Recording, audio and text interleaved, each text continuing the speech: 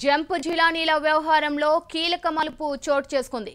ఫిరాయింపులపై speaker నివేదికను కోర్టులు జోక్యం చేసుకోలేవంటూ అటార్నీ జనరల్ వాదించడంతో న్యాయస్థానం వ్యవహారాన్ని రాజ్యాంగ ధర్మాసనానికి బదిలీ చేయాలని ఆదేశించింది.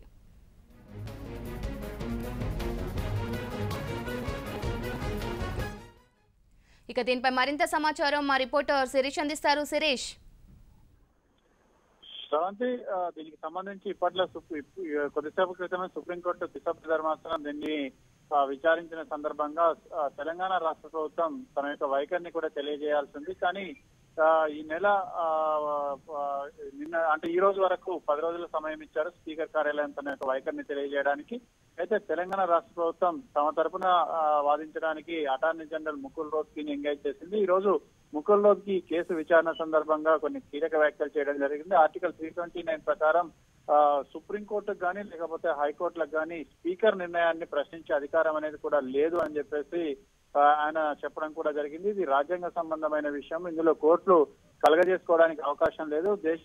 ఎక్కడా కూడా స్పీకర్ వ్యవహారాల్లో కోర్టులు కలగజేసుకున్న దాఖలాలు అనేవి కూడా లేవు. అయితే దీనిపైన మేము నిర్ణయం అనేది కూడా తీసుకుంటున్నాం, కొంత సమయం అనేది కూడా పడుతుందని చెప్పేసి కూడా ఆయన స్పష్టం చేయడం కూడా జరిగింది. అయితే ఇది రాజ్యాంగ సంబంధమైన విషయం అని చెప్పేసి ముకుల్ రోహ్తగీ ప్రస్తావించినప్పుడు దిశభ్ర ధర్మాసనం దీన్ని రాజ్యాంగ ధర్మాసనానికి బదిలీ చేస్తామని చెప్పేసి కూడా ప్రకటించడం కూడా జరిగింది. సో ఈ కేసు మొత్తం కూడా ఇప్పుడు సుప్రీంకోర్టులో రాజ్యాంగ ధర్మాసనానికి బదిలీ కావాల్సి ఉంటుంది. ఆ రాజ్యాంగ ధర్మాసనం అనేది ఎంతమందితోటి వేస్తారనేది సుప్రీంకోర్టు చీఫ్ జస్టిస్ నిర్ణయించాల్సి ఉంటుంది. కాబట్టి వీళ్ళపైన నిర్ణయం తీసుకునేందుకు మరికొంత సమయం అనేది కూడా పట్టే అవకాశం కూడా కనపడుతోంది. Shravan, right, thank you Sirish.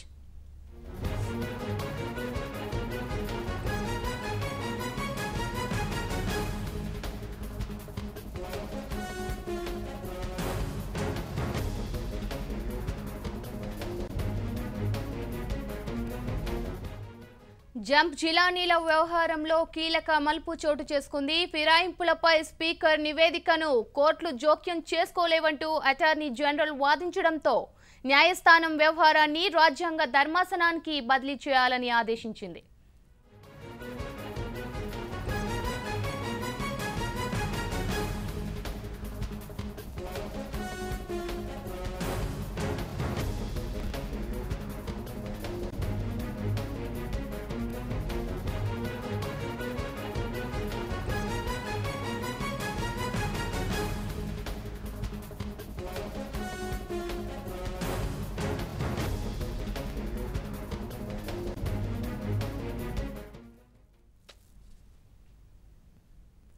Jump జిలానీల వ్యవహారంలో కీలక మలుపు చోటు చేసుకుంది. ఫిరాయింపులపై స్పీకర్ నివేదికను కోర్టులు జోక్యం చేసుకోలేవంటూ అటార్నీ జనరల్ వాదించడంతో న్యాయస్థానం వ్యవహారాన్ని రాజ్యాంగ ధర్మాసనానికి బదిలీ చేయాలని ఆదేశించింది.